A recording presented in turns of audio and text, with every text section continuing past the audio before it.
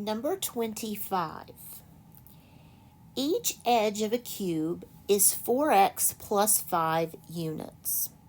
So let me see if I can draw us a cube down here. I can tell you right now I'm going to need a blank sheet of paper for this one because it's pretty wicked. We can do it, but we have to be patient and we have to take our time, and we're going to need a lot of paper to do this problem. But first, let's get a grip on what it's saying to us. This is one of those that you may want to guess on. And just a word of advice, if you're going to guess, pick the ugliest one you can find. Okay? Pick the worst, ugliest answer that you can find, because this is a tough problem. So what it's saying to me, I'm going to take away my cube here to a clean sheet of paper because I don't want to cramp up my writing. It's saying to me that each each edge of this cube is 4x plus 5 units. And that represents some number that I don't know. I'm used to seeing like 10 feet or 5 inches, but this is representing some number quantity. They want me to find the volume of the cube in cubic units. Well, I know from my formula sheet, you just get it and be sure, that the volume of a cube is not on here. So the volume of a cube can be found by length, width, and height. It can also be found by taking the edge to the third power. Just depends on which formula your teacher chooses to use. I learned this one. So I would take 4x plus 5 and raise it to the third power. Or you can say it's 4x plus 5 long. It's 4x plus 5 wide. And I still don't have enough room. And it's 4x plus 5 high. And these are saying the same thing. You've got 3 of them. You've got edge to the third. You're saying the same thing. So we need to do this problem to get the volume of this cube. So I'm going to start with these 2 binomials. I can't do 3 at a time. I have to start with 2. And when you multiply 2 binomials, you use the FOIL method.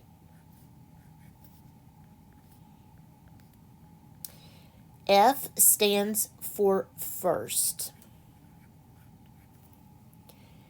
O stands for outside. I stands for inside.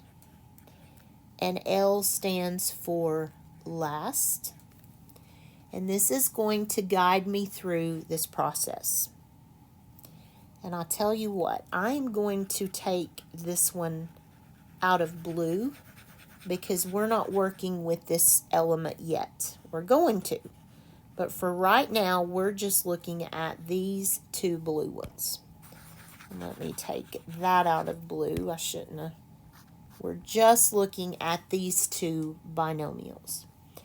So the first term in the first parentheses is 4x, and the first term in the second parentheses is 4x, and that is 4 times 4 is 16, x to the second power.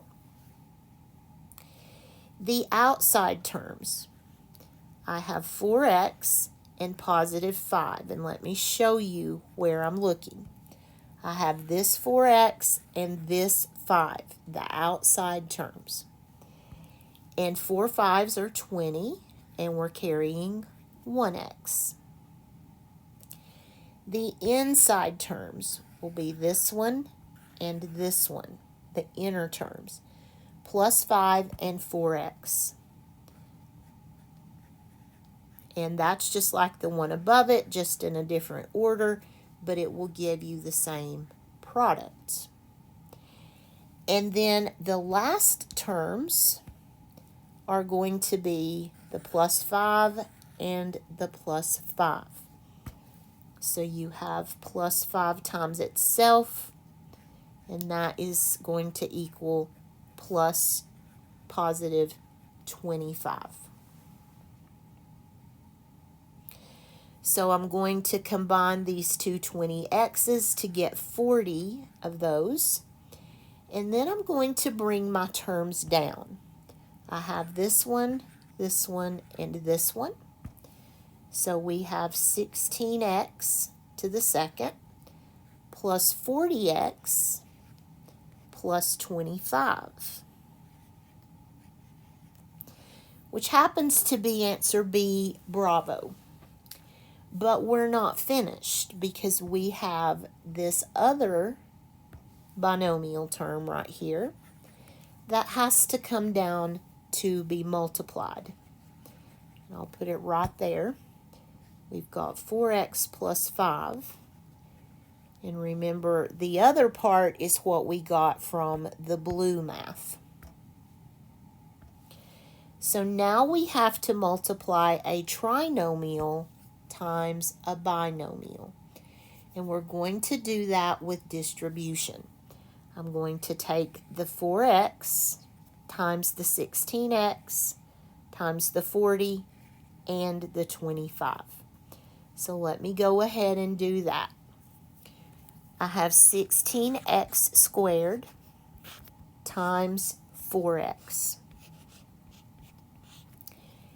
And then I'm going to have 40x times 4x.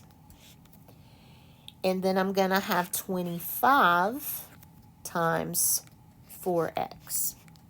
So I'm going to distribute that 4x to all of those terms. So this is 64 with a total of 3 x's. This is 160 with a total of 2 x's. And this is 100 with a total of 1x. And then I'm going to do the same with the 5. I'm going to distribute that 5 to all the terms. So I'll have 16x squared times the 5. I'll have 40x times the 5. And I'll have 25 times the 5. Okay. I don't know 16 times 5. I believe it's 80, but let me check. Don't make a mistake at this point because your math's off. And that has 2 x's. Then 4 times 5 is 20, and we're carrying a 0 with 1x. 5 times 25 is 125 with no x's. And now we are finally ready to put this problem together. So I'm going to take all of my partial products, so all of these and all of these, and I'm going to write them down. And I want them in standard form, which means the high exponent comes first. So 64x to the third, that's that one. And then I have 160x to the second. And I also have 80x to the second. Then I have 100x and a 200x. And then I have a constant 125. Then I need to combine like terms in this. We're almost there. Don't quit on me now. These are like terms. Sorry. And these are like terms. So I end up with 64x to the third 160 plus 80 is 240, x to the second. 100 plus 200 is 300, x. And the constant is 125. And finally, the ugliest answer in the whole list is this one. So if I go back to my problem, it's going to be E as in echo. You see why I said just pick one and hope for the best. Pick the ugliest one, and you'll have a better chance of getting it. That's not very good advice, but if you're running out of time, you don't have time to do this. It just takes forever. But you can get there if you have the time.